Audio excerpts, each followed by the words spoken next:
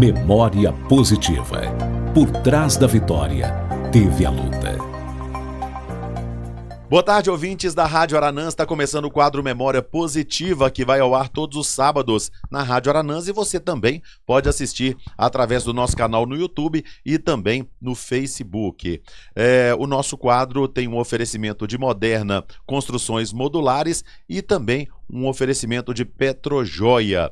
O meu convidado de hoje é uma pessoa muito especial e há tempos eu estava sonhando em trazê-lo aqui, porque o nome dele é trabalho e o sobrenome deve ser hora extra, porque ninguém vê ele fazendo outra coisa. José Eliseu, do supermercado Real Líder, está aqui conosco. É uma pessoa que a gente conhece há muitos anos e ninguém o vê a não ser trabalhando. Eliseu, muito obrigado pelo convite. Aceito para estar aqui. Fico muito feliz da gente poder contar para as pessoas a sua história de vida. Boa tarde, Jailson Pereira, e boa tarde aos ouvintes da Rádio Aranãs. Eliseu, você é natural de Capelinha. Nasceu na cidade, nasceu na zona rural? Sim, Jailson, nasci na zona rural. Abaixo da Ponte Nova, tem aquela fazenda que hoje é da Fota, minha tia, irmã da minha mãe. Ali era uma fazenda do meu avô. E lá nós somos criados lá dentro. Eu, meus irmãos, né, a família toda. Então foi lá que nasci e foi lá que eu criei. Quando as pessoas falam assim, às vezes eu comentei com a pessoa, falei assim, vou convidar o Eliseu para vir. Aí o pessoal fala assim, Eliseu que você fala, São Caetano?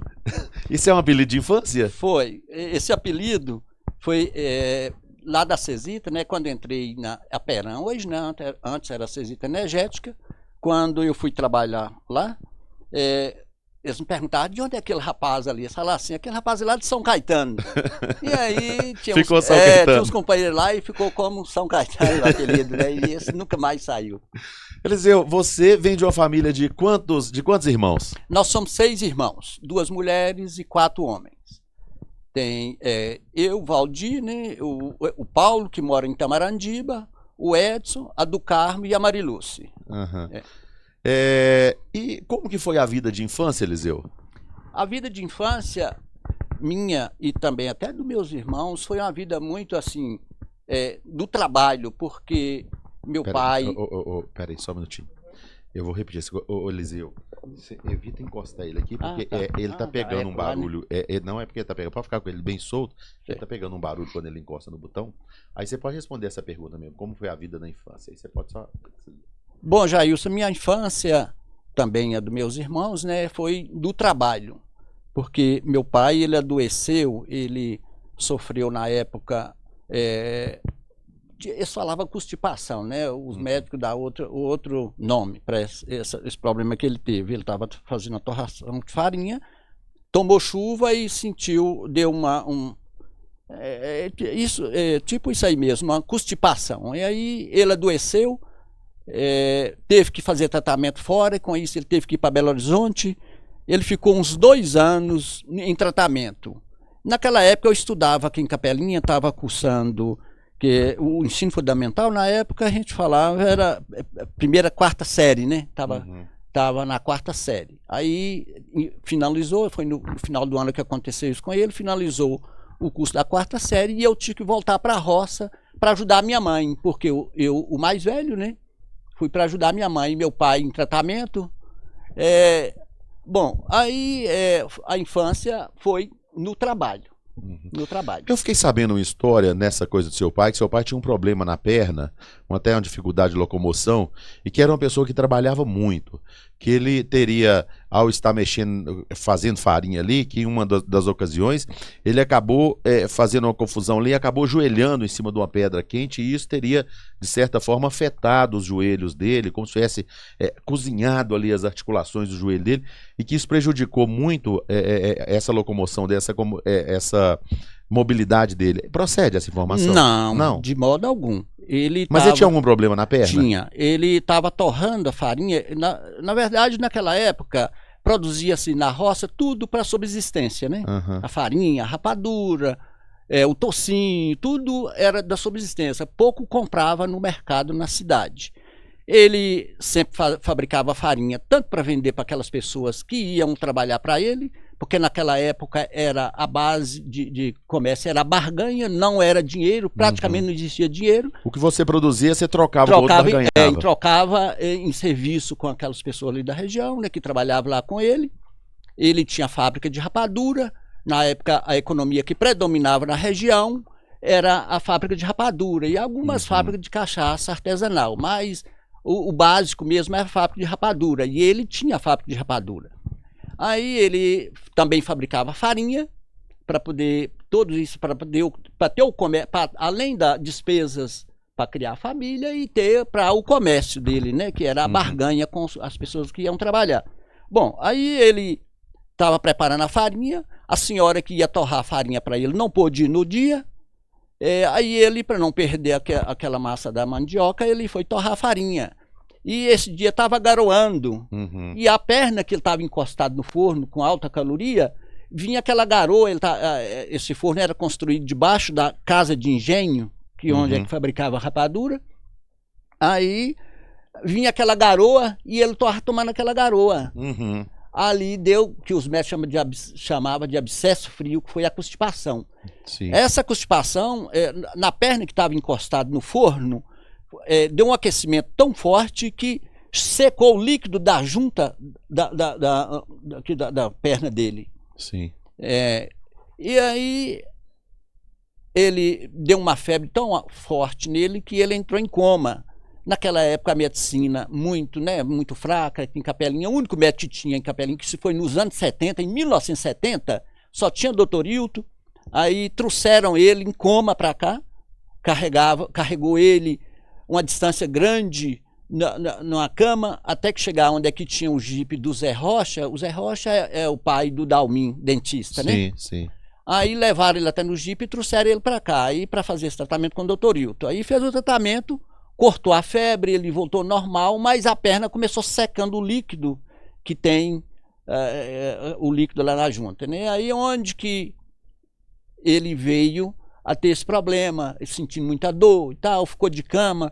A dor era tão forte que ele encolhia as pernas e acabou ficando entrevado.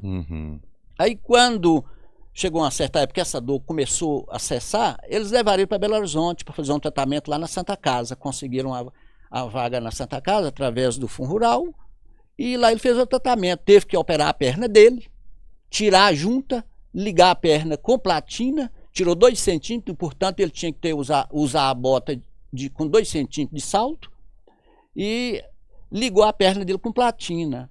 Mas era tão interessante, Jailson, que ele ficou engessado debaixo dos braços até na ponta dos pés. Que isso? E tiraram o gesso 3 vezes, a perna dele não estava bem alinhada, tornava a operar ele para alinhar a perna. Que isso? Com isso, ele aguentou tudo isso, porque ele era muito jovem, ele tinha 38 anos, muito forte, trabalhador, aquela pessoa que tinha muita resistência, então ele aguentou todo esse tratamento. Aí ele foi melhorando aos poucos, a perna dele ficou mais curta, ele não tinha mais mobilidade na junta, aí ele ficou com a perna mais curta e também, mas aí ele melhorou e voltou para a roça de novo, foi trabalhar de novo. Foi na época em que aí eu já estava completando meus 18 anos, né, que eu saí para poder ir cuidar de alguma coisa para mim. Ô Eliseu, e como é que foi sua infância? Você teve infância ou foi mais na base do trabalho mesmo? Você é o mais velho da família, dos irmãos? Sou o mais velho da família. O Jailson, na verdade, nós não tivemos infância. Nem eu, nem o Valdir, nem o Paulo, nós éramos os 3 mais velhos. Era só trabalho. Por quê? Igual eu estou te falando, meu pai, ele tinha essa fábrica de rapadura e nós tínhamos que dar continuidade, que é onde é que trazia o sustento para a família, né? E meu pai ficou, eu até esqueci de frisar, ele ficou 2 anos em tratamento.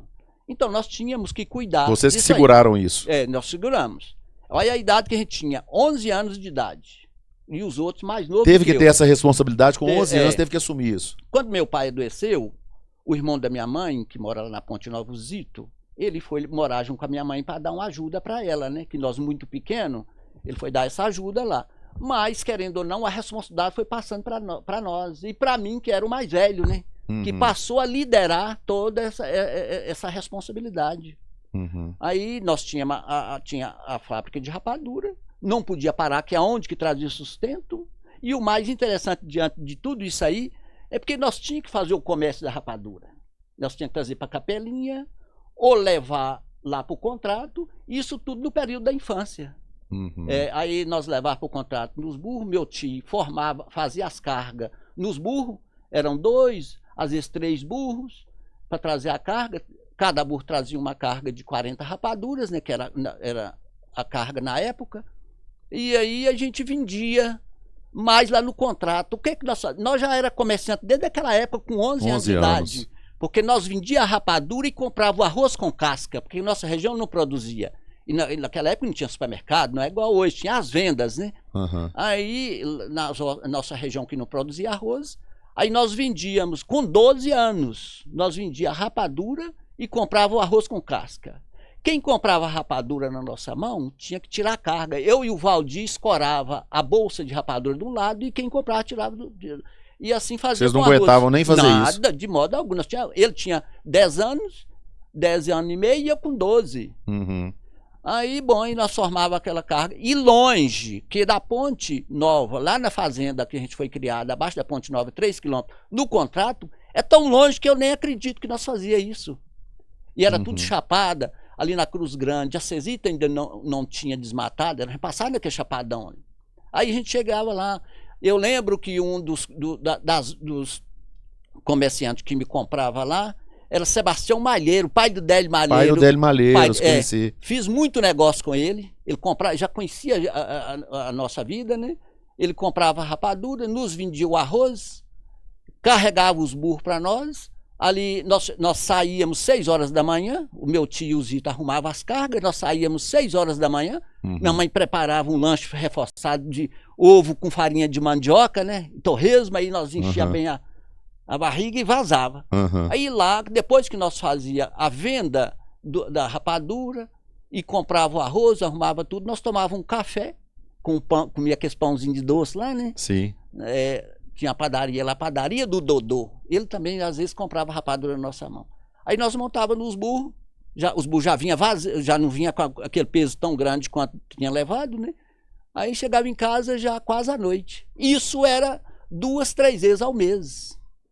Que coisa, rapaz. Não, até eu hoje admiro do que nós fazíamos. Quando você pega um carro, você já deve ter feito essa rota de chegar lá nessa fazenda onde você nasceu e ir até lá de carro. Você deve parar e pensar assim, mas como que eu naquela idade eu conseguia fazer isso? Eu fico observando porque o Rafael, o Caio, né, com 12 anos, até para ir na padaria eu tinha que estar sabendo, acompanhando eles para ir na padaria, eu com 12 anos fazendo isso, né? E tinha que fazer, porque tinha mais 2 irmãos que tinha a do Carmo, não, tinha 3, a do Carmo, não, 2, porque a Lúcia acho que não tinha nem nascido ainda. Aí tinha a do Carmo e o Edson, que estava tudo pequenininho, nós tínhamos que levar o sustento para dentro de casa. Você está contando do Sebastião Malheiros aí, o Délio me contando uma história que um dia ele veio, o pai dele vinha muito aqui na rua, tinha um Jeep, né? Tinha um Jeep. Tinha um Jeep. Aí, teve certa feita, eles vieram aqui, o Délio veio, eu acho que devia estar com mais gente no carro. Aí chegou e tava, o pai dele parou o carro ali na porta, de onde era o supermercado Cascata, e deixou ele no Jeep ali. E saiu para resolver, negociar as coisas lá, e deu uma dor de barriga no Délio. E o Délio ficou desesperado, sem saber o que fazia, sem saber para onde ia, e a coisa apertou tanto que ele não tinha o que fazer. Aí puxou as cortinas do Jeep, né? Que os Jeeps era cortina, não era vidro, né? Lateral, cortina. Puxou, né? Tudo, foi lá para trás, pegou um saquinho de papel e fez as necessidades dentro desse saquinho de papel, que foi que ele não aguentava mais. Aí ficou olhando o que ele ia fazer com aquilo. Aí ele pegou, esperou diminuir o movimento, jogou assim na rua e tá quieto lá no Jeep. Diz que alguém veio, moço, e pisou naquilo, e no pisar, aquilo xingou, pisou com o pé e xiringou no pé do outro, no outro pé, e sujou. Mas disse que o cara xingava, quem fez uma coisa desse? E ele disse que ele tava suando dentro do Jeep com medo de descobrir que era ele, até o Sebastião Malheiro chegava pra poder pegar o Jeep pra eles irem embora. Agora nós estamos falando assim, de produção de rapadura, da venda, mas não é só isso. Vocês então tinham que também ter a colheita da cana, né? Colher a cana não é brincadeira, vir para poder fazer essa produção. Era todo um processo, né? Só que aí, com o comércio da rapadura, do arroz que a gente já pagava as pessoas para fazer isso. Para fazer isso. Nós não tinha, a idade da gente ainda era muito pouca para enfrentar isso aí, né? Que seria do plantio da cana, da capina da cana. Então a gente tinha as pessoas que trabalhavam com a gente ali quase que o tempo todo, né? Uhum. Mas aí era barganha, tocinho. Meu pai engordava muito pouco, muito não, assim, engordava um pouco para despesa e para vender para as pessoas que trabalhavam. Então era rapadura, era farinha, era o tocinho, era o arroz que a gente comprava lá no contrato com essa barganha, que era o nosso comércio lá na roça para tocar a vida. E nesse período aí, nessa fase difícil, chegou a faltar alguma coisa para vocês? Nada, Não. nada. Meu Né? pai era uma máquina humana para trabalhar, né? E ele tinha toda a infraestrutura, ali tinha vaca, que a gente tirava o leite para despesa, fazia um requeijão para despesa, muita galinha, porco. Ele, além dele engordar, ele tinha aquelas porcas, comeieiro tinha naquela época, nessa cultura de ter as porcas comeieiro daquelas pessoas lá, e vinha muito leitão, a gente até trazia, que não, a gente não dava conta de engordar tanto, trazia para feira para vender. Uhum. Então meu pai era muito trabalhador e muito dedicado à família, né? Uhum. Então foi um período difícil, mas assim, deixou muita saudade para você? Maravilhoso, muita saudade. E me preparou para a vida que eu tenho hoje. Foi aquilo lá que me preparou para o que eu sou hoje. Uhum. Eu via no meu pai ali um homem trabalhador que não tinha. Meu pai, eu nunca vi meu pai tomar uma dose de jurubeba. Nunca vi. Ele não veio do meu avô, que era o pai dele, o vovô Pedro. Então eles tinham essa cultura de ter o capricho de lidar com a família, né? Cuidar da família. Não, a pessoa de paz, não tinha briga, não tinha nada disso. Então foi uma luta que te deixou o exemplo e que você não se arrepende de nada do que aconteceu? Nada. É o contrário. Essa luta, ela me trouxe uma riqueza muito grande de conhecimento e de experiência de vida, né? Que eu adapto, eu cuido, eu adapto ela na minha família até hoje. Essa cultura, esses valores que eu trouxe da minha família, vindo do meu pai, dos meus avós, eu trabalho ela na minha família até hoje e o resultado é positivo. E seu pai, quando seu pai faleceu, você estava com quantos anos, Eliseu? Eu estava com 28 anos. Quando meu pai faleceu, aí ele ficou na roça trabalhando e tal. Aí ele desenvolveu um problema cardíaco de coração, né? Aí que ele veio a falecer disso aí. Ele faleceu já com 52 anos, eu já estava com 28 anos, inclusive já estava até noivo para casar, né? E eu trabalhava na Peram, que na época era energética. Ele já não podia ficar mais na roça, veio morar na cidade, porque eu já não aguentava trabalhar na roça por causa da doença, né? Aí, então eu dei uma assistência também a ele, à família, desde da infância. Até nessa época, assim, tudo que eu ganhava eu levava para dentro de casa, né? Para ajudar, né? Que eu tinha meus irmãos, as minhas irmãs sempre eu cuidei muito bem delas, né? Para estudar. Cuidei da vida delas até quando casou. Como é que foi essa? Você ficou trabalhando nesse período. E quando que entra a Cesita entra na sua vida? Bom, quando meu pai voltou para a roça, que eu completei 18 anos, isso foi em 77. No mês de julho de 77, eu fui para Santa Cruz das Palmeiras cortar cana. Trabalhou em Santa Cruz da Palmeira, corte cana? Cortando cana. Fui para cortar cana, tá? Com 18 anos. Eu completei os 18 anos e logo em seguida eu fui. Tinha aquela região minha ali, o pessoal ia para cortar cana e eu juntei com os companheiros, uns amigos lá e fomos para cortar cana, lá em Santa Cruz das Palmeiras. Quando eu cheguei em Santa Cruz das Palmeiras, andando na cidade lá, e eu vi a autoescola. Falei, eu vou entrar nessa autoescola para me tirar a minha carteira de motorista. Não sabia dirigir nada. Acho que nem um carrinho de pau não sabia dirigir. Aí entrei na autoescola. Comecei estudando na autoescola, ali na autoescola. Tal, e foi indo, aí tirei a carteira. A gente dirigia só um Fusquinha, a autoescola só tinha Fusca. Aí tirei a carteira. Aí fiquei lá por volta de 3 meses. O que eu ganhava eu não gastava à toa com nada. E eu já era bom de serviço porque tinha a experiência aqui da roça, né? Cortava cana com 18 anos, mas cortava igual qualquer um adulto, né? Ainda com o gasto que eu fiz para tirar a carteira lá, ainda trouxe dinheiro, ainda comprei uma vaca ainda quando eu cheguei. Não comprou moto, não? O pessoal comprava muito, era moto quando voltava de lá, né? Não, naquela época não tinha isso. Não, né? Não existia isso aí na época, não. Você comprou uma vaca? Comprei uma vaca. E aí? Sobrou. E aí foi progredindo as coisas, né? Bom, aí você chegou, comprou essa vaquinha aí, e a Peram, a Cesita? Bom, aí cheguei, fui pra roça ajudar meu pai uns poucos meses ali. Aí voltei para a cidade, fui para casa da Fota, minha tia, né? Ela na época casada com o Toninho Neves. O Toninho me ajudou com o segundo pai, me ajudou a acabar de lapidar em dirigir, porque eu tirei a carteira, dirigindo o Fusquinha.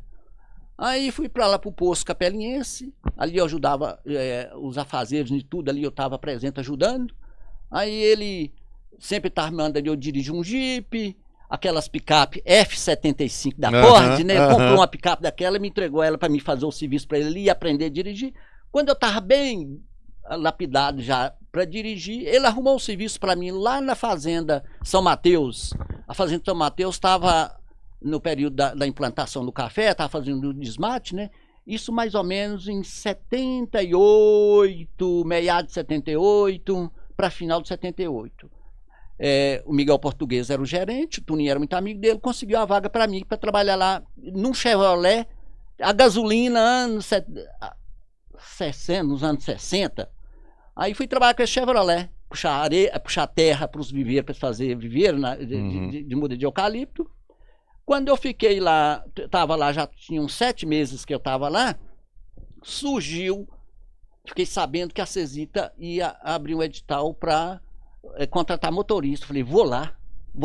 Fui lá e fiz a inscrição. Isso eu ainda estava com 19 anos, era rapazinho novo. Fui lá e fiz a inscrição, fiz o teste e passei. Aí eu deixei a fazenda lá e vim trabalhar na Peran. Na Peran eu fiquei 10 anos e meio de funcionário lá. Depois eu fui ser um prestador de serviço lá e fiquei mais 4 anos. Aí quando eu entrei eu falo Cesita porque na época era Cesita, né? Cesita Energética. Quando eu entrei, eu estava ali com acho que 19 anos e pouco. Eu falei, eu tinha interrompido meus estudos por causa da ida para a roça para ficar, que meu pai tinha adoecido, na 4ª série primária, que é no 4º ano do segundo, 4º ano fundamental, né, hoje, né? Aí eu cheguei e falei, eu vou estudar. Aí no mesmo ano que eu entrei na Peran, eu comecei estudando. Entrei na 5ª série, foi 5ª, 6ª, 7ª, 8ª série. Quando eu fiz a 8ª série, trabalhando de motorista, mas não era viajando fora, não tinha transporte fora, não. Eu trabalhava na oficina, eu levava os mecânicos para a área, que naquela época gradeava com aquele tratorzão CBT, então estava na manutenção ali, estudando. Aí quando eu fiz a 8ª série, na época só tinha o curso de magistério, falei, vou fazer magistério. Aí, quando eu entrei no primeiro ano de magistério, eles me transferiram para o escritório, para trabalhar de auxiliar de escritório. Me tirou de motorista e me botou para trabalhar de auxiliar de escritório. Aí, fiz o magistério. Concluí o magistério. Quando eu concluí o magistério, eu sempre tive aquilo na minha mente. Eu tenho que dar um passo à frente. Eu vou sair da Peran, eu vou lutar sozinho. Aí, só que nesse meio tempo, eles não queriam me liberar de modo algum, porque eu tinha coragem de trabalhar demais e tinha a Peran no sangue da minha veia, que para mim era o maior amor que eu tinha, era aquilo lá. Eu zelava daquilo como se fosse meu, aquele trabalho ali. Aí, bom, aí entrei em contabilidade, fazer curso de contabilidade. Fui no primeiro, quando foi no segundo ano de contabilidade, eu precisei de sair porque eu conseguia eles me liberaram na Peran e eu fui trabalhar por conta própria. Mas interrompi meu estudo do curso de contabilidade. Aí fui trabalhar, eu comprei um caminhão, já tinha umas economias, juntado as economias, comprei um caminhãozinho 11-13, fui levar a turma e puxar lenha na área da Cesita. Já estava na pró, já assim, para casar, né, já tinha ficado noivo, nessa época eu já estava com 28 anos de idade. Ô Eliseu, você citou uma pessoa aí que muitos que passaram aqui já citaram a importância na vida profissional deles, muitos. Olha, eu não tenho medo de me enganar se eu citar essa sua entrevista, parece que é a 38ª no Memória Positiva. Eu acho que eu me arriscaria a dizer que de 8 a 10 pessoas citaram que essa pessoa foi importante na formação dele, na vida dele. Toninho Neves. Nossa, aquilo que eu falei e vou repetir, ele foi meu segundo pai. Nossa, eu tenho um carinho com ele que é como se fosse um filho dele. Me ajudou muito. O início da minha vida, assim, eu tinha aquela visão de sempre estar em busca de coisa melhor, mas ele que me ajudou a arrancar. Ele que me ajudou a arrancar. Toninho Neves. tô te esperando. É a primeira pessoa que eu convido ao vivo aqui para participar do Memória Positiva, viu? E vou te visitar aí também e te convidar para reforçar esse convite, para estar aqui conosco contando a sua história, já que você foi tão importante na vida de tantas pessoas. Eu acho que é importante a gente registrar isso. Concorda comigo, Eliseu? Plenamente, plenamente. Então você assina embaixo, né? Assina embaixo. Ô Eliseu, aí foi indo. Quando que entra na sua vida que você resolve empreender? Porque aí você estava trabalhando, de certa forma, como se fosse um empreiteiro ali, na prestação de serviço, né? E quando que você resolve abrir o seu comércio? Bom, aí eu saí da Peram, comprei o caminhão e fui prestar serviço lá. Como eu tinha falado antes, naquela época a gente transportava o pessoal, era nos caminhões de carroceria, com toldo, né? Aí levava aquela turma, chegava lá, tirava o toldo e ia transportar lenha para as carvoarias. Aí quando fiquei ali 4 anos, falei, gente, eu tenho que dar um passo à frente, eu não posso parar só nisso aqui. Aí vendi o caminhão e comprei um caminhão grande e fui para o transporte. Fui transportar, na época estava no auge do café, serviço demais, né? E a gente ganhava muito bem naquela época com o transporte de café. Fui trabalhar no transporte de café. Aí, quando já tinha... E mais, nesse meio do tempo que eu estava no transporte de café, eu não gostava muito, não, porque eu ficava muito fora de casa e eu estava com os meninos pequenos, o Rafael já tinha nascido, né? A Consuelo... E eu muito fora de casa, e eu achava que o negócio não estava legal. Eu também tinha que estar cuidando das coisas da minha mãe. Aí não achava que legal. E sempre pedindo a Deus que me desse uma oportunidade para me sair. E eu tinha vontade de voltar, vir para o comércio. Um belo dia, assim, eu até falo que ele foi guiado por Deus na minha casa, o Beto Real, que é outra pessoa que, para mim, eu não considero ele como um amigo, eu considero ele como um irmão. Aí ele foi em casa e me fez a proposta. Ele tinha construído ali onde que eu trabalhei durante 14 anos, até de sociedade com ele, onde que hoje é o Caldeira, ele tinha construído lá, e me fez a proposta, que eu acho que poucos pais fazem por filho. Me fez a proposta, mas eu com a casa cheia de menino, que tinha o Caio e a Consuelo, o Rafael e a Consuelo, o Caio ainda não tinha nascido. Não, o Caio já tinha nascido, era todos 3 pequenos, era o Rafael, Consuelo e Caio, os 3 pequenos. Falei, mas como que eu vou mudar de profissão, deixar o caminhão, que é uma coisa que eu tenho domínio, uma coisa certa, né? Certa, para entrar num comércio que onde tem só comércio grande, meu capital vai ser pequeno, como é que eu vou fazer isso? Eu não posso fazer, porque como é que se der errado e eu não conseguir voltar onde é que eu estava? Aí ele me fez umas propostas que não era irrecusável. Foi ele, a Edna, lá para casa, sentou no sofá da minha sala e fez a proposta. E eu falei, eu vou aceitar. Aí ele mesmo me comprou o caminhão e nós abrimos o supermercado Real. Mas era uma área pequena, tinha lá 220 metros quadrados. Mas naquela época a concorrência era uma concorrência mais leve, né? E a gente conseguiu desenvolver. Mas só que nesse meio de tempo, até a gente conseguir capitalizar bem, eu passei tanto aperto que tinha dia que eu falava, meu pai do céu, será que não vou dar conta de vencer? Mas eu tinha muito gás para trabalhar praticamente dia e noite.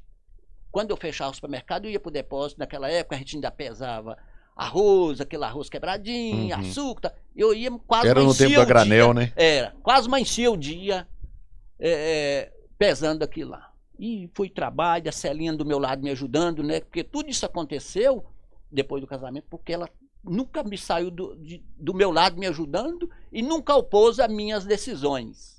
Tudo ela estava junto ajudando. Aí nós, na luta, e nós conseguimos vencer aquela dificuldade financeira, porque quando nós abrimos o comércio lá, o meu capital, eu falei, Beto, nós vamos ter que pôr o capital igual para ficar fácil para administrar.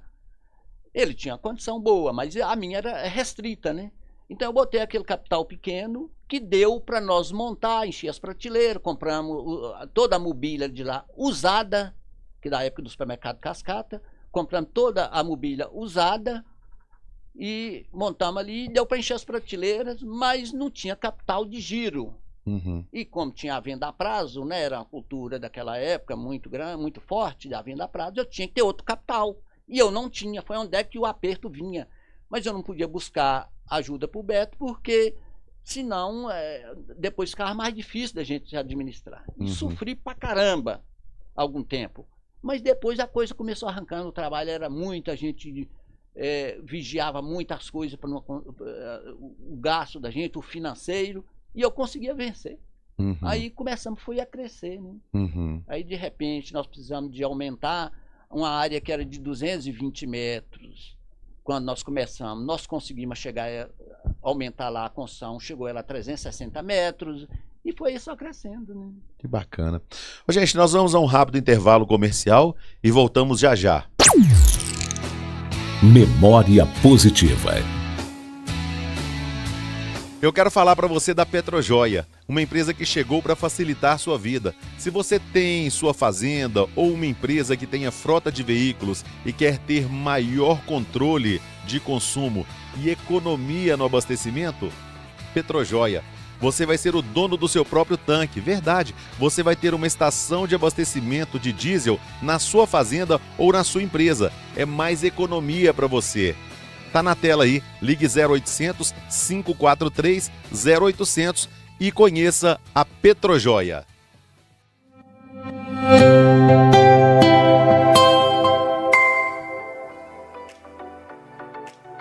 Moderna Construções Modulares. Você está pensando em começar sua construção?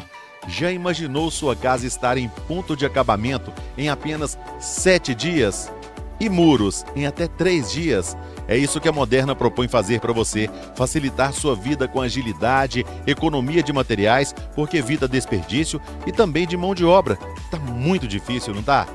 Construções de casas, escritórios de empresas, galpões, muros e muito mais. Gente, Moderna Construções Modulares. O contato 33 99915 4389.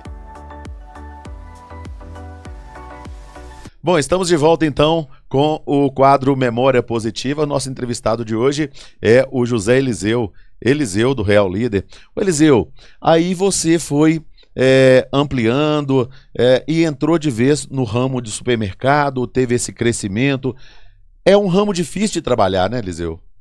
Bom, Jailson, hoje está mais difícil ainda, né? Porque a concorrência está muito forte, as redes vêm só chegando para o interior, então fica cada vez mais apertado para a gente trabalhar. Uhum. Na época que a gente começou a crescer, a facilidade era maior para a gente, para o crescimento, para a gente desenvolver. Eu e o Beto conseguimos ter 3 empresas, né, juntos, que nós tínhamos uma distribuidora de gás. Eu consegui montar uma distribuidora de gás vinculada ao supermercado, que hoje é Miro Gás, que foi nós que vendemos para ele. Ah, foi? Foi. Aquela empresa foi eu que fundei, e depois da separação da nossa sociedade, aí vendemos para o Miro, porque ela tinha um capital social que eu não conseguia comprar do Beto na época, né? Porque tinha caminhão, tinha muito. Então o capital social dela era muito alto e eu não dava conta de comprar. Porque eu já estava pagando ele a metade do supermercado. Aí tivemos também a fazenda, nós fomos arrendatários da fazenda da Ana Angélica, né? A viúva do Diógenes. Ali no Resplendor? No Resplendor. Lá nós ficamos 6 anos produzindo café, lá tinha 110 mil covos de café, tinha toda uma infraestrutura, e nós produzimos café lá durante 6 anos. No decorrer do tempo, ele comprou a propriedade lá da Ana Angélica, aí aquela porcentagem que era para a Ana Angélica passou a ser dele. Aí quando findou o contrato, eu resolvi a não dar continuidade, porque meus meninos estavam crescendo e eles optaram por estudar. Eu falei, ó, esse aí já vai, na sociedade isso aí já não vai dar certo, né? Porque eu vou ter um gasto extra, quer dizer, vai ter que ter outra retirada para ele, não vai dar certo. Aí foi onde que eu comecei a pensar na nossa separação da sociedade. Aí nós findamos lá o contrato que a gente tinha lá na fazenda, e eu não quis renovar, e aí fiquei só no supermercado com ele. Aí eu propus ele a separação, expliquei para ele essa situação dos meninos, ele como uma pessoa muito compreensível, muito bom de lida, ele aceitou e nós fizemos a separação da sociedade. Aí ele me vendeu a parte dele, né? Naquela época a gente tinha feito uma colheita de café muito boa, o supermercado bancou aquele período da safra todo, e Aí com aquela sobra eu consegui pagar ele a metade do supermercado. Uhum. Aí depois você ficou um tempo ali no mesmo local, depois você construiu a sede própria. Eu sempre tive isso comigo. Eu não posso parar, eu tenho que dar um passo à frente, né? Eu falei, Uhum. gente, mas eu tô aqui nesse imóvel, se algum dia o Beto precisar de vender e eu não ter condição de comprar, porque é um imóvel caro, ele, é claro, ele vai fazer a proposta para mim, mas se eu não tiver condição, eu vou ter que procurar um outro lugar para ir trabalhar. E comércio não é igual residência, que você reside aqui no bairro, não deu certo você morar aqui, você vai para outro bairro, você fez amizade ali, tá tudo bem. O comércio não. Sua clientela não te acompanha, né? Não, não acompanha. Então eu tinha toda uma clientela ali, né, de muitos anos, muita amizade ali. Eu falei, eu vou ter que construir aqui perto. Porque comprar um imóvel dele, ele até me vendia, me propunha vender o imóvel, mas é além da área do supermercado, tem a casa em cima. Não estava na minha altura, né? Então eu não podia fazer um negócio que depois não ia dar conta. Não posso fazer não podia fazer esse tipo de negócio, né? Aí comprei aqueles imóveis de baixo e acabei construindo. Busquei um dinheiro no Banco do Nordeste e fiz a construção e mudei para lá. Só que na mudança para lá, eu já sabia que ia chegar um concorrente, porque a área que eu trabalhava com ele de sociedade é uma área muito grande, ela não servia para um outro segmento de comércio, a não ser supermercado. Aí eu já imaginava que lá ia instalar um outro supermercado. Mas, assim, eu não sei se às vezes até falta de juízo, mas eu tive toda a vida eu tive coragem demais para as coisas, resolvi construir, fiz a construção, busquei os recursos lá no Banco Nordeste, finalizei a construção e mudei para lá. E, como eu já imaginava, logo em seguida veio o concorrente, mas a gente com muita amizade, o atendimento personalizado para o cliente, acabamos conseguindo a manter-se no comércio, né? Eliseu, você consegue puxar da memória, assim, de quando você abriu o seu supermercado? Os primeiros clientes, as pessoas que acreditaram em você consegue? Isso vem na sua mente? Eu tenho dois que nós estávamos com a lona preta vedando os vidros da porta, da frente, e a gente fazendo a montagem. E eu tive que tirar a lona e deixar um entrar lá, e ele é meu cliente até hoje. É? 25 anos. Quem é? O Geraldo Alves. Uhum. Geraldo Alves. Porque isso é bacana, né, Eliseu? Então, a pessoa que te dá a preferência ali e que mantém aqui, ele vai te acompanhando. Isso é uma coisa interessante, né? Então eu tenho muitos clientes daquela época que estão comigo até hoje, outros chegaram, que normalmente assim, né, vai mudando. Mas eu ainda tenho cliente daquela época. Sabe uma coisa que a gente observa em você e no jeito de você tocar o comércio? Que os concorrentes, às vezes, tem aquela rixa, uma picuinha entre um e outro. Isso eu falo em todos os ramos. Fica uma mágoazinha de um ali, tem gente que, por mais fala assim, não, concorrência anima a gente a ir, mas o cara fica meio com o pé atrás. Mas a gente nota que ninguém que está no ramo de supermercado, pelo menos eu nunca notei isso, tem qualquer problema com você, convive bem com você. Todos eu convivo bem. Todos eles aqui. O Gervásio. Nossa, o Gervásio a gente tem maior de toda a vida, né? O Fabinho tá ali. Nossa, aquilo é um amor de pessoa, tá ali perto de mim. Quando eu preciso de uma coisa, eu procuro ele. Quando ele precisa, ele me procura. A gente tem um transporte próprio de Belo Horizonte para cá. Se o caminhão dele não vai, ele fala comigo. Às vezes eu trago alguma coisa para ele. Se o meu não vai, e eu preciso, ô Fabinho, olha, eu tô precisando disso, seu caminhão tá lá, pode pôr lá. Então a gente isso é bom, né, Eliseu? É maravilhoso. Isso é bom. Eu falo que você tem um concorrente, de repente você sair na frente do seu comércio ali e olhar assim pro comércio do outro, já olhar com olhos de raiva, de mágoa, é uma coisa que não faz bem para ninguém, né? Acredito eu que se eu tivesse essa índole, talvez eu não estaria ali. Eu estou ali exatamente por isso aí, porque os clientes me enxergam dessa forma, né? Porque a gente não. Se você tem essa rixa com as pessoas, você não consegue esconder isso do cliente. Não, o cliente vai saber que você é um cara que não tem amizade, não tem facilidade de convivência com as pessoas, né? Eliseu, qual que é o principal desafio de quem administra um supermercado? Que a gente sabe que são muitos itens, é muita coisa, cada dia mais você tem que ter uma variedade maior, as coisas mudam muito, evolui. Qual que é a principal dificuldade que fica, o desafio?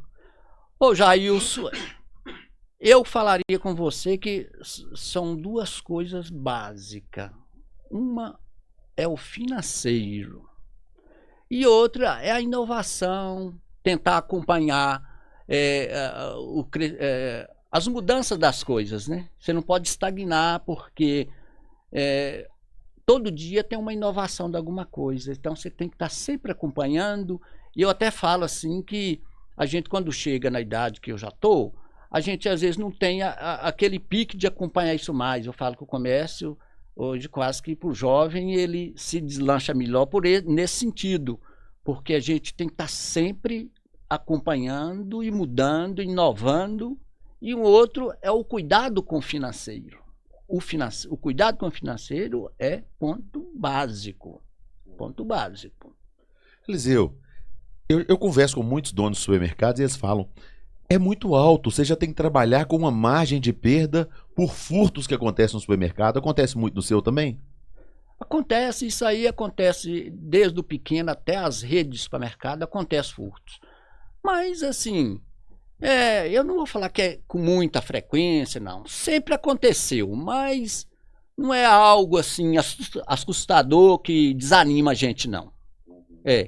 Acontecer, acontece, né? Mas como ser humano, já não como administrador mais, de certa forma gera um desânimo, né?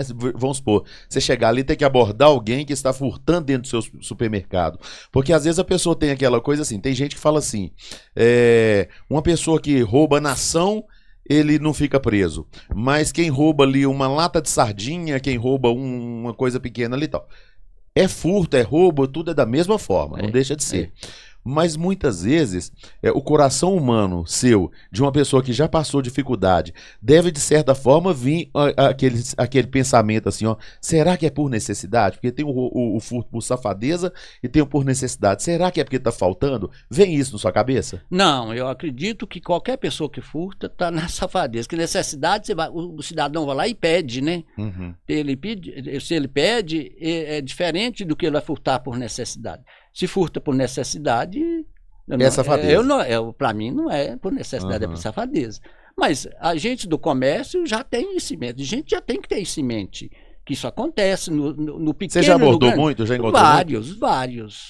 Uhum. Às vezes daquela hora ali dá até uma raiva, mas depois passa, né? Que a gente sabe que aquilo ali sempre existiu e sempre vai existir, né? A gente sabe que com o aumento da crise, aumenta também os espertalhões. Você já foi vítima de algum assalto, uma coisa mais séria? Várias Arrombamento? Vezes. Tudo que você imaginar eu já fui. Já? Até de mão armada eu já fui. A mão armada? Já fui de todas as maneiras que você imaginar eu já fui. A gente, diante dessa situação que a gente vê por país fora, a gente não deixa assim... liquidez muito exposta, né? Uhum. Porque se entra, o sujeito entra ou por arrombamento ou até uma armada, se for dinheiro não vai levar grandes coisas e prejudicar a gente. Se for um bem material ali, a gente recupera depois, né? Uhum. O que a gente não pode achar que aquilo não pode acontecer e peitar o cara, né? Assim, para trazer problema mais grave, né? Tem que se cuidar a todo momento, né? Tem que estar muito atento, né? Tem que estar atento. Ô Eliseu, na sua vida, qual que foi a fase mais difícil que você acredita que você tenha passado? Jailson, eu passei uma fase tão complicada, tão difícil uma certa época. Isso eu tenho que voltar lá atrás para contar ela. Não, pode ficar à vontade. Quando eu entrei, estava com esse caminhão na Peram prestando serviço, eu montei uma sociedade, mais o meu irmão, de um abatedouro de frango. Isso, essa semana eu vi falando, assim, um comentário na televisão lá, que o Plano Real estava completando 30 anos. Isso aconteceu exatamente na mudança do Plano Real. Ali eu passei cotó. Eu tinha o caminhão lá na Peram, eu ganhava até muito bem, tinha toda uma estrutura toda arrumadinha, tinha carro bom na garagem, tal. Aí resolvi, meu irmão tinha um abatedor de frango, aqui num sítio que ele tem aqui perto do aeroporto, e ele me convidou para nós fazer uma parceria lá, dar uma melhorada e fazer uma parceria nesse abatedor de frango. E eu acabei fazendo essa parceria com ele. Aí eu arrumei um motorista, botei no caminhão, que já não passou a ser mais do jeito que era comigo. O caminhão passou a dar problema. Peguei todas as minhas economias, vendi o carro e investi tudo nisso aí. Bom, naquela época estava naquela hiperinflação, a gente ganhava em cima de especulação financeira. Nós comprávamos o frango vivo lá em Pará de Minas, com 14 dias, abatia, ele chegava no amanhecer, carregava lá e chegava no amanhecer do dia que a gente abatia e vendia, resfriava ele, tinha um sistema de resfriação, resfriava, vendia e aplicava o dinheiro. Então, quer dizer, nós ganhávamos em cima de especulação financeira, não era no ganho real. Mas logo em seguida veio a mudança do plano real. Quando veio a mudança do plano real, que a gente tinha que trabalhar em cima do real, o trem não deu certo. Não dava lucro, era prejuízo. E eu fui temando, e as coisas foram apertando para o meu lado, foi apertando. Aí chegou um ponto que eu cheguei e falei para o meu irmão, olha, eu vou ter que te entregar a minha parte, você toma conta, porque senão a minha família vai passar necessidade. Eu vou ter que voltar para o caminhão, voltar para a área da Peram, e você toma conta, depois você me paga. E como ele tinha já a profissão dele aqui em Capelinha, ele ajudava um pouco lá e vinha cuidar das coisas dele. Então ele estava com a forma de ganhar dinheiro dele resguardada. Só que eu, com o caminhão lá na Peram, pagando motorista, começou a dar problema, que o caminhão já não produzia, o caminhão passou a quebrar muito. Então o que eu tirava lá estava quase que na manutenção dele. Então foi um período muito difícil. Aí quando eu acertei com ele, para ele tomar conta, e voltei para o caminhão, Jair, eu trabalhava tanto, para me ver se eu conseguia recuperar, porque eu peguei o caminhão todo bagunçado, eu tinha que reformar aquilo tudo ali. Eu, para ser sincero com você, eu não tinha condição nem de comprar carne para pôr na marmita que eu levava para... Você tá brincando? Sério. E Celinha do meu lado me ajudando, né? Sempre do meu lado. O Rafael meu estava com 1 aninho de idade, ela muito jovem, mas sempre me dando força. E eu trabalhava tanto, mas tanto, mas eu muito jovem e tinha saúde, né? Aí consegui vencer essa barreira. Foi uma barreira dura, mas que me trouxe uma experiência de vida em termos de ter o controle financeiro, que até hoje é a razão de que as coisas que eu mexo não vai para água abaixo. Mas aí, com muito trabalho, eu comecei recuperando de novo, com pouco tempo, eu já tinha recuperado aquela situação. As coisas começaram clareando na frente de novo. Sim. Mas através do trabalho e do cuidado com o financeiro. Ô Eliseu, nesse período, a gente nota que você guardou muito isso, igual você fala, que isso te ensinou muito, e você tem muito cuidado com o financeiro hoje. E veio aquela fase dos filhos, de estudar os filhos, que é uma fase difícil também na vida dos pais, porque tudo é muito caro. Quem saiu primeiro para estudar foi o Consuelo? Saiu primeiro o Rafael. Primeiro o Rafael? O Rafael, ele foi estudar, com 14 anos, ele foi estudar naquela escola Tiradentes, aquela escola militar lá de Diamantina. Sim. Com 14 anos. Aí ali já começou a minha luta, né? Tive que arrumar lugar para ele ficar e tal. Ele estava com 14 anos, né? E eu tinha que estar sempre presente. Ali começou a minha luta com eles. Ali ele ficou, ele não conseguiu passar, porque ele, muito criança, acho que sentiu muito a ausência da gente, né? E lá na escola militar eles não aceitam repetir ano lá, né? Não. Então quando ele não conseguiu passar, ele retornou aqui para Capelinha. Aí ele continuou estudando aqui. Quando ele estava aí com 17 anos, ele falou comigo que queria continuar os estudos, mas que precisava de uma escola mais, que, né, oferecesse uma condição melhor para ele. Aí eu levei ele para Montes Claros, arrumei lá lugar para ele ficar e tal, e ele foi concluir o ensino médio em Montes Claros. Como ele tinha ido para Montes Claros, aí eu já levei a Consuelo também para morar junto com ele em Montes Claros. Ali eles fizeram o ensino médio. Aí, logo em seguida, a Consuelo passou, que ela concluiu, ela passou no vestibular, né? Lá em Belo Horizonte, na Newton Paiva. Aí eu levei ela para Newton Paiva. Aí, para o Rafael não ficar em Montes Claros, ele foi fazer cursinho em Belo Horizonte. Eu arrumei um apartamento e esse cara morou em Belo Horizonte. Ele fazendo cursinho e ela fazendo a faculdade. E quando que o Rafael resolve ir para a Argentina? Bom, aí ele fez, fazendo cursinho, tentou os vestibular algumas vezes, não conseguiu passar.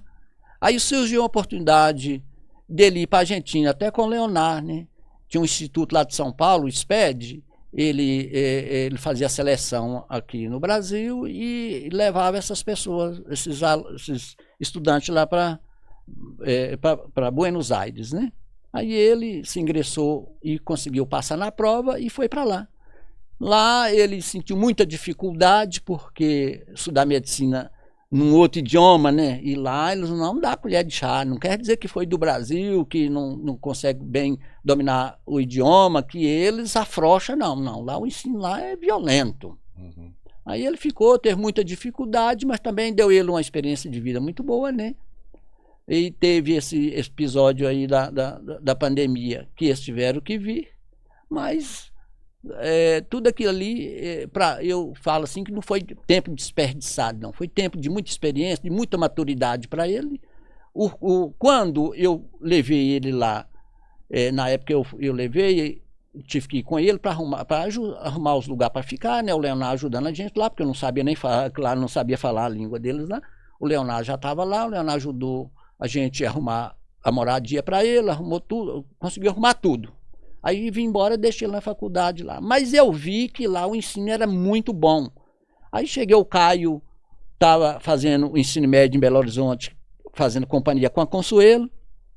Falei, ô Caio, olha, lá o ensino argentino é desse jeito, de tal. Expliquei para ele. Ô, moço, ele ficou tão para baixo que acho que ele ficava com medo de sair, é muito novinho, não tinha, estava com 17 anos, né? E eu tinha comprado uma mobília de uma menina lá de Santos que tinha conseguido a transferência. Aí nessa mobília tinha 2 camas. Eu falei, uma é o Caio que vai deitar nela. Aí ele arrumou o apartamento, deixei o Rafa, essa cama aqui, eu vou trazer o Caio o ano que vem. Pra Argentina. Pra Argentina. Aí cheguei, fui conversando com ele, né, fui fazendo a cabeça dele. Ele está estudando em Belo Horizonte, fazendo o ensino médio lá em Belo Horizonte, para servir de companhia com a Consuelo.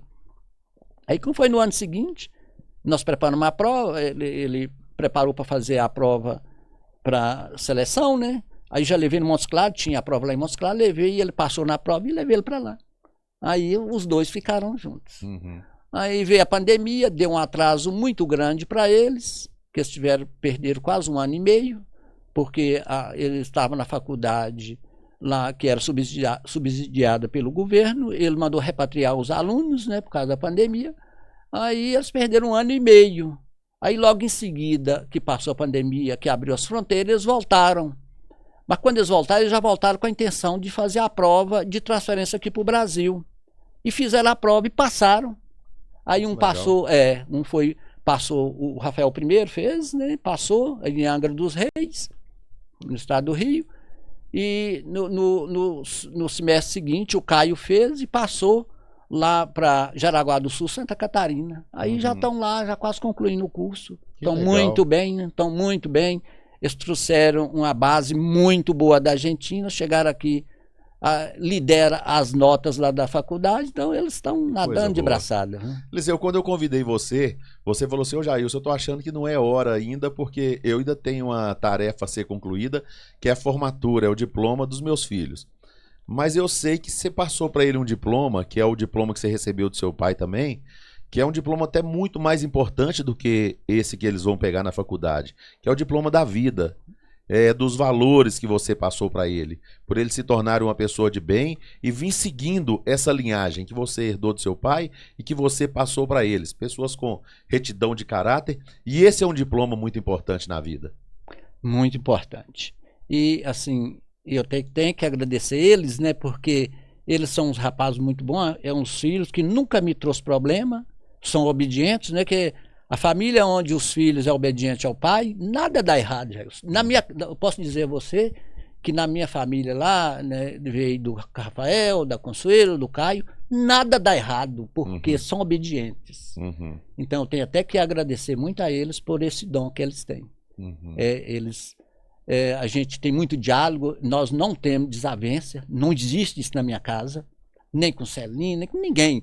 O Rafael já passa de 30 anos, ele nunca viu eu falar a palavra mal falada com a Celina dentro de casa. Então, E são valores que eles hoje reconhecem muito bem isso aí. Então, a gente tem um diálogo muito bom, muito maravilhoso. Assim, se toda a família tivesse o diálogo que eu tenho, a convivência que eu tenho com os filhos, o mundo seria outro. Eu conversei com algumas pessoas, que eu gosto quando eu vou fazer uma entrevista com uma pessoa aqui no Memória Positiva, eu conversar com pessoas que convivem com o entrevistado, até pra gente saber. E o pessoal achou um defeito no você. Conversei com o Wilson, conversei com o Paulinho do Orlando ali, da loja agropecuária lá, conversei com o Beto Real. E eles falaram que você tem um defeito grave. Você não para de trabalhar, ué. Ou não, aquele homem inventou o trabalho, não tem lógica o negócio daquele. Às vezes não é bem isso aí, você sabe, porque a gente, quando traça uma meta na vida da gente, se a gente der bobeira, a gente não consegue cumprir ela, né? E aí, na minha mente, está que a meta, para ela ser cumprida, é através do trabalho e da dedicação. Então, se eu não estiver presente no trabalho, eu, às vezes, me sinto inseguro de cumprir aquilo lá, né? E você nota nos seus filhos essa mesma determinação sua, essa mesma garra para poder vencer? Na função de estudante, eu vejo isso aí. Tanto é que... Eu fico olhando a Consuelo, por exemplo, viajando, correndo atrás, atualizando, é muito, assim... intensa, né? Ela é intensa, ela está atualizando, tanto é que normalmente os pais apertam o filho para estudar, ela é o contrário. E eu ficava tirando, Consuelo, freando ela, tentando frear ela. Que lá na faculdade, por exemplo, se ela não tivesse liderando as notas para ela chorava dia e noite se deixasse.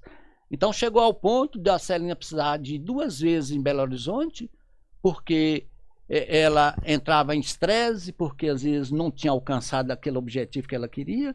Então ela acredito, pode ter espelhado até em mim, né? Então ela não cansa, você já vê que ela já casada, tem a casa dela, mas ela não para, é só estudando. Ela já fez 2 pós-graduação, agora está fazendo mestrado em São Paulo, né? Ela não para. Eu até acho assim que ela tem gás demais. Ela até me supera, viu? Que bacana. Ô Eliseu, e todo mundo às vezes tem um plano assim, fala assim, olha, se chegar a tal fase da vida, eu posso colocar o pé no freio, eu posso dar uma desacelerada, mas você pensa isso ou você não consegue viver desacelerado? Penso. Todo homem tem que pensar disso, ele tem que pensar no sucessor dele, né? A gente, com o passar do ano, a gente vai perdendo a energia, isso é natural do ser humano. Então a gente vai perdendo a energia, a criatividade, e eu não quero que o meu empreendimento seja a vítima disso aí, né? Então a gente pretende sim. Mas a primeira meta a ser cumprida seria os meus meninos agora finalizar o curso deles, né? Na hora que eles não precisar de mim financeiramente, aí eu já tenho a minha meta para poder ser cumprida nesse sentido aí. Agora, para você, sucessor é mais difícil, porque você já formou uma dentista, né? E 2 médicos. Não está no seu ramo. O que você pensa da sua empresa em termos de futuro? Eu tenho que buscar de fora, né? Eu tenho que ver como assim. Eu já até preparo a minha empresa para isso aí. Eu ando enxugando, já tenho enxugado a minha empresa bastante em certas despesas que para fazer isso tem que vir, que é o quadro de funcionários, né? Os encargos de funcionário, então tem feito acerto com aqueles mais antigos, tem preparado não ter dívida com o banco, já se preparo lentamente, que o primeiro objetivo a ser cumprido é a formação dos meninos. Mas eu preciso ter alguém para dar continuidade, né? E já tem isso em mente, mas ela não está sendo desenvolvida a não ser essa parte de enxugar a máquina. Sim. Ô Eliseu, a gente sabe que tem muita gente que tem medo de se endividar, de buscar dinheiro em banco, essa coisa toda, para investir, para progredir. Banco para você foi positivo ou você foi por necessidade mesmo e tem restrição quanto a isso? Não, o banco é positivo, muito positivo. Eu tenho que falar muito bem. Eu já busquei recursos no banco várias vezes, mas eu tenho o cuidado de buscar o recurso no banco para o capital de giro e não para imobilizado. Porque se eu buscar para imobilizado, eu posso, às vezes, ter que desfazer aquilo que eu apliquei, mas para o capital de giro, eu falo que o banco é muito bom. Porém, ultimamente, a gente não está nem conseguindo buscar no banco, porque essa taxa Selic, ela inviabiliza nós, empreendedor, buscar dinheiro no banco, né? Porque às vezes o governo tem aí um juro subsidiado, igual esse Pronamp e tal, mas quando vem a taxa Selic, aí o juro vai lá em cima, aí você pega um valor, quando você vai pagar, o juro foi tão alto que você trabalhou sem... De tudo que você fez na vida, quando você olha para trás, o que você teria feito diferente? Você fala assim, olha, eu segui esse caminho aqui, mas se eu tivesse seguido esse aqui, teria sido melhor. Bom, Jailson, eu acho que eu não tenho a falar nisso aí não, porque eu sempre busquei no empreendimento aquele desejo meu. E dentro da minha capacidade, eu acho que eu tenho atingido os objetivos. Então, a única coisa que marcou muito, que até hoje, já passou 40 anos, marcou muito, foi eu ter abandonado o curso de contabilidade, sendo que eu já estava no 2º ano. A única coisa que me marcou, que eu não consegui desprender dela até hoje. Isso te incomoda ainda? Incomoda até hoje. Que coisa, né, rapaz? Se passaram 40 anos e me incomoda até hoje. Você acha que você ficou... Porque, não foi uma missão cumprida e você queria ter chegado até o final? Sim. Para eu ter uma contabilidade, não. Para o meu próprio serviço, ela servia como até serve. O pouco que eu aprendi serve até hoje, né? Mas eu acho que aquilo ali... eu digo assim, que se a gente tiver uma meta... a gente está por uma dificuldade... a gente deixar de cumprir aquilo que a gente está fazendo, a gente foi um derrotado, né?